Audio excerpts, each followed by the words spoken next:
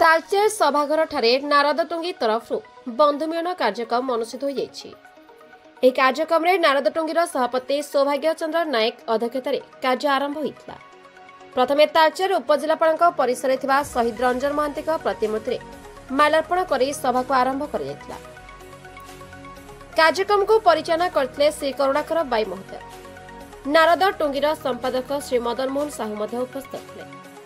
ଏହି ବନ୍ଧୁମିଳନ କାର୍ଯ୍ୟକ୍ରମରେ ତାଳଚେର ଅଞ୍ଚଳର ସମାଜସେବୀ ଏବଂ ସାମ୍ବାଦିକ ଭାଇମାନଙ୍କୁ ଉତ୍ତର ଦେଇ ସମ୍ବର୍ଦ୍ଧନା କରାଯାଇଥିଲା। ବ୍ୟୁରୋ ରିପୋର୍ଟ, ଦମନ ଟିଭି ନ୍ୟୁଜ୍।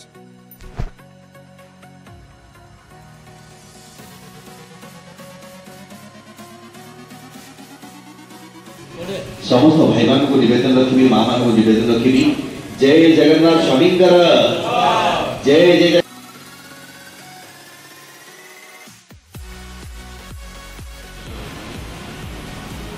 नारदटुंगी पक्षर बंधुमिलन उत्सव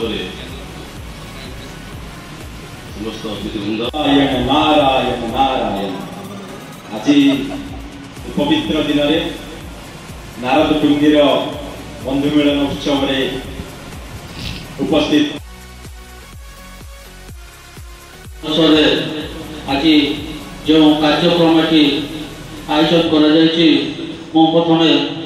नारदटुंगीर समस्त कर्मकर्ता को धन्यवाद दूची एवं मंच तले समस्त गुरुजन मान को भूमिष्ठ प्रणाम।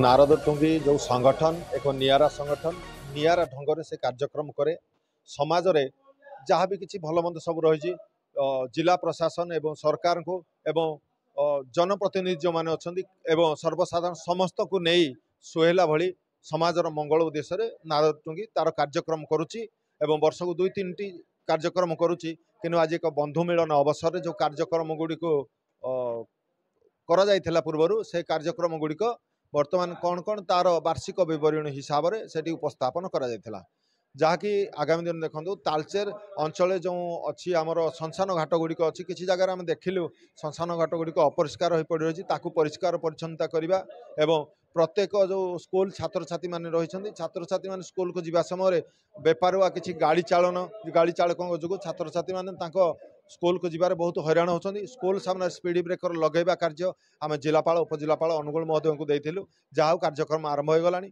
से भली नारदटुंगी पक्षर ग्रामांचल रही जो स्कूल गुड़िक प्राथमिक विद्यालय गुड़िक से विद्यालय गुड़िक पिलामानकु तांको आत्मरक्षा प्रशिक्षण शिविर कार्यक्रम आरंभ करा जिवो।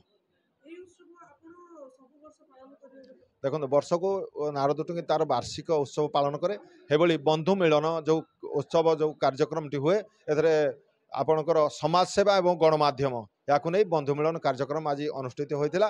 बंधु मिलन कार्यक्रम में बहुत सांबादिक भाई मान एवं समाज सेवा जो मैंने अच्छा समाजसेवी से जोग देते बहुत खुशी लगुच। आगामी दिन में आज नूतन सदस्यता 5-6 जन होते आहरी आगामी दिन में शह सदस्यता ग्रहण कर समाजर मुख्य सूत्र समस्त को सामिल कर समाजर उन्नति क्षेत्र में कार्यक्रम करा नहीं आमर चेष्टा जारी रखिए आमर आशा एवं विश्वास एवं जनसाधारण एवं समस्त आशीर्वाद आम प्रति अच्छी।